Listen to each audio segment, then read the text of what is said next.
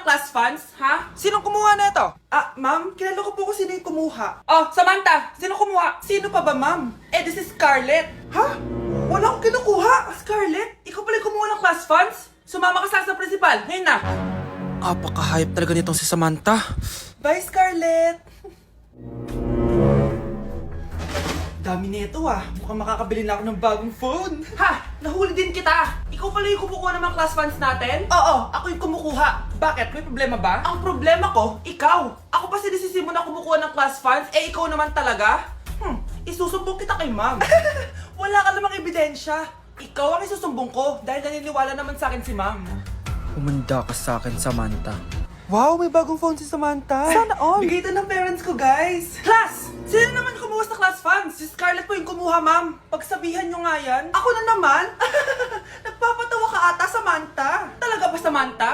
Kitang-kita ko na kumuha ka dito. At narinig ko, nabalak mo na naman si Scarlett. Ma'am, di po ako yun. Gagawin mo pa ako sinungaling? Diyan ka naman magaling, di ba, Samantha? Sa pagsisinungaling? Sumama ka sa akin sa principal at ipapatawag ko yung magulang mo. Buti nga sa'yo, Samantha. Deserve mo yan. Nag-uumpisa pa lang ako.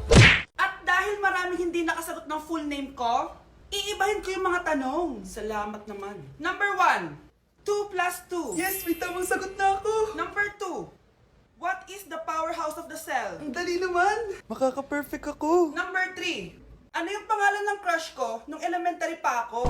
Ano na naman yan? Kung nakikinig talaga kayo, alam nyo kung sino yung crush ko. Aba ma'am, akala ko mang-iibahin may mga tanong. Bakit may mga ganyang tanong na naman? Malamang, para makasigurado ako na nakikinig talaga kayo. Wala namang may paki kung sino naging crush mo na elementary ka, ma'am. Wala namang may alam yan eh. Ma'am, alam ko po kasi sino yung crush nyo. Nakikinig po ako sa kwento mo. Buti pa si Michael, nakikinig. Di kagaya ng iba dyan. Sige, perfect ka na, Michael. Yes! Makinig din kasi kayo sa kwento ni ma'am. Number 4, sino yung pinsan ng kapatid ng lola ko na tita ng mama ko na pamangkin na ate ko? Bagsak na naman ako!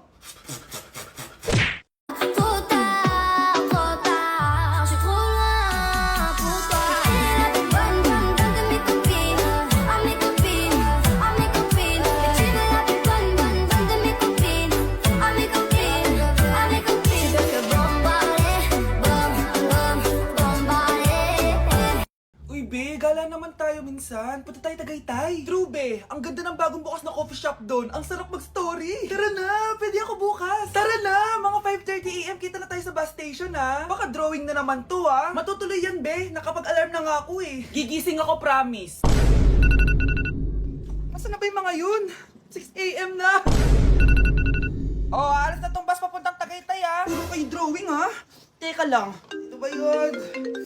Ano ba yan, be? Bakit ka tumatawag? Ano na, be? 6 AM na. Akala ko mapupunta na Tagaytay. Hindi ako pinayagan eh. Sorry, be. Hindi ka pinayagan o tinatamad ka lang? Baka gusto mo sabihin ko sa nanay mo na 3 subject yung bagsak mo. Ito na nga, be. Maliligo na ako. Wait mo lang ako, ha. Ay, yung isa pa. Hello, be. Hindi ako makakapunta. May sakit ako. Sakit. Lalong lalala yung sakit mo, be, kapag nalaman ng nanay mo na boyfriend mo yung anak ng kaaway niya. Ay, be, magaling na pala ako. Nakakalakad na ako. 5 minutes nandyan na ako, ha. Madali lang pala kayo kausap, eh. Let's go, Tagaytay! Babe? Yes, babe? Magpa 5 years na kasi tayo bukas, babe. Gusto ko na sanang i-level up yung relationship natin. Ha? Ayoko pa maging nanay. OMG! Will you marry me? Wait lang, parang nakita ko na yan. Seryoso ka ba, Michael? 299 pesos na engagement ring? Yun ba yung halaga ko sa'yo? Babe, hindi naman importante kung mahal yan or mura, di ba? Ang importante, nagmamahalan tayo. 5 years tayo! Tapos eto lang bibigay mo sa akin, ha? Hindi pa ba sapat yung magpapakasal tayo tapos magkakapamilya? Nag-expect ako sa'yo! Akala ko bibigyan mo ako ng bagong bahay, ng bagong sasakyan. Tapos eto lang bibigay mo sa akin? Buti naman at lumabas na yung tunay na kulay mo bago kita pakasalan. Ha? Sinusubukan lang kita at tama nga ako na gold digger ka. Michael! Sayang, nakahanda na pa naman yung titulo ng mansion na ibibigay ko sa'yo, pati yung sports car.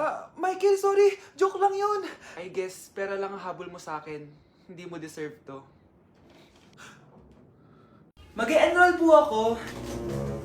Mag-e-enroll po ako, ma'am. Nasa requirements mo? Ito po, dala ko ng birth certificate ko tsaka yung enrollment form. Oh, mga original to. Nasa yung mga photocopy nito? Photocopy? Sige po, wait lang po, ma'am. A few moments later. Ito na po yung photocopy, ma'am. Bumalik ka na lang bukas. Sarado na kami. Lo, kuya, wait lang. Mag-aayos lang ako, ah. Hoy, bilisan mo naman! 1, 2, 3! Kuya, sandali. Ang pangit ko tuloy sa ID. Kakainis naman si kuya. Section A. Basta na section mo? Section A ako. Ah! Magkaklase ulit tayo.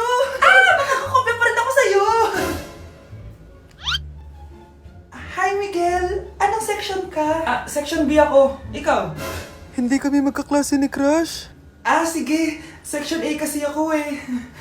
Good morning, class! Excited na ba kayo sa panibagong school year? Bad trip? Siya na naman yung teacher ko. Bakit, Scarlett? May problema ka ba sa akin? May problema ako dahil may favoritism ka. Ang lakas mo magreklamo. Di ka pa naman enrolled.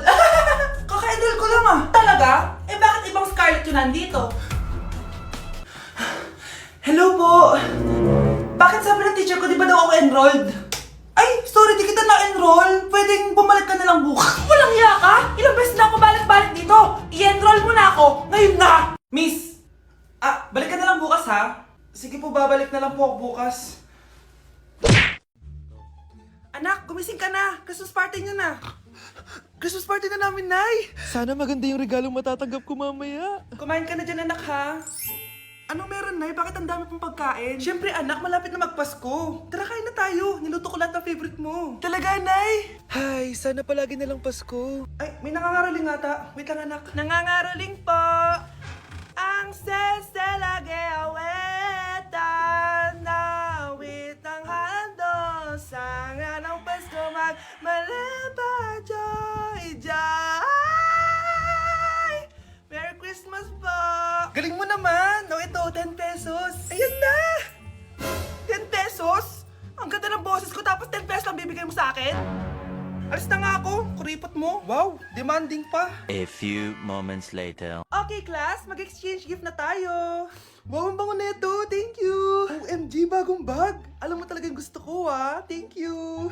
Nasaan yung exchange gift ko? Wala yung ka-exchange gift mo, be. Absent siya. Bawi ka na lang next year. Minsan na nga lang mag-Christmas. Absent pa siya. Okay lang yan, be. Huwag ka na umiyak. Paano na yung gift ko? Oo, anak. Ba't malungkot ka? Wala ako natanggap na regalo, Nay. Absent yung ka-exchange gift ko. O, eto. Para sa'yo, anak. Merry Christmas. Para sa akin to, Nay. Thank you. Kala ko wala na ako regalo ngayong Pasko. Siyempre naman, anak. Makakalimutan ba kita? Wow, ang sweet niyo naman, Mare. May fruit salad ba kayo? Pingi ako. Ang bago nating top 1 ay si Samantha. Ang galing mo, Samantha. Naku, basic lang yan.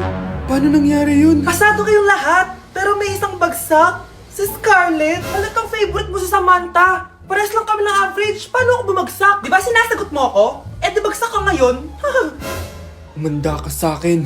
A few moments later. Class, mag-behave kayo. Nandito yung principal natin. Magandang umaga, class. Kamusta yung bago nating teacher? Gusto ko pong i-report yung teacher na yan dahil may favoritism po yan. Favoritism? Sinungaling ka, Scarlett! Mabait sa amin si ma'am! Opo ma'am! Mabait po ako sa kanila! Pantay-pantay lang po yung tingin ko sa kanila! Huwag mo na pagtakpan nanay mo, Samantha! Hala, OMG, magnanay sila.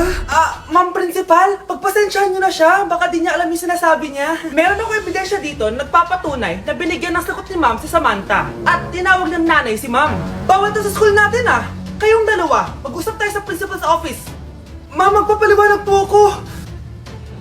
Ang bago nating top 1 ay si Scarlett. Yes, Scarlett, deserve mo yan. Marami pong salamat, Ma'am Principal. Alam mo, buti na lang hindi mo na teacher yung nanay mo. Anong sabi mo? Hindi mo ba alam na magkapatid kayo ni Samantha? Iisa lang kayo ng nanay. Ang makakasagot na to may plus point sa akin. What is 2 times 2? Ma'am ako, ma'am. Wala bang gustong sumagot? Ma'am, alam ko po yung sagot. Times 2. Ma'am. Okay, Samantha. 2 times 2 is 4. Very good. May plus 5 ka sa akin. Ang daya naman. Kanina pa ako nagtataas ng kamay. Ma'am, pwede pa po ba ako mag-take ng quiz? Absent kasi ako kahapon eh. Ay, hindi na. Absent pa more. Tatamad-tamad ka kasi mag-aral. Nagkasakit po kasi ako, ma'am. Oh, anong gagawin ko? Ma'am, pwede ba ako mag-quiz kahit absent din ako kahapon? Oo naman. O ito, magsimula ka na. Thank you po, ma'am. Bakit siya pwede mag-quiz, ma'am? Bakit? May problema ka ba? Oo, may problema ako. Favoritism ka. Palagi na lang sa Samantha yung binibigyan mo ng chance. May galit ka ba sa akin, ma'am? Sabihin mo. Hindi ako galit sa'yo. Pero sa nanay mo, oo. Wag na wag mong dadama yung anak ko sa problema mo sa akin. Nay, anong meron? Yang nanay mo, pabida. Dapat ako yung top 1 ng high school kami. Alam naman natin dalawa na deserve ko talaga maging top 1. Hindi kagaya mo, binabayaran yung school para tumaas ang grade. Totoo ba yun, Nay? Sinungaling ka! Mana ka naman pala sa nanay mo, Samantha. Nga pala, alam na ng principal yung pagiging favoritism mo. Good luck na lang sa'yo, ha?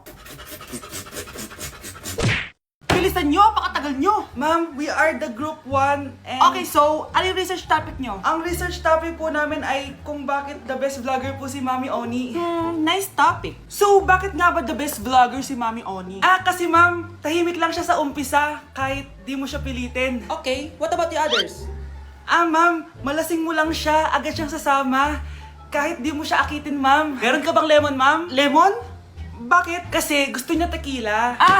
Yun naman pala. Pagkatapos na mag-shot, sipsipin mo yung dila niya. At huwag mo siyang susubukan dahil buka niyang isusubo. Ito na ata yung pinaka-the best na research. At dahil dyan, tigisa kayo ng iPhone 14. Gusto ko yung nakakapakong malaki. Ngiti mo sa tabi.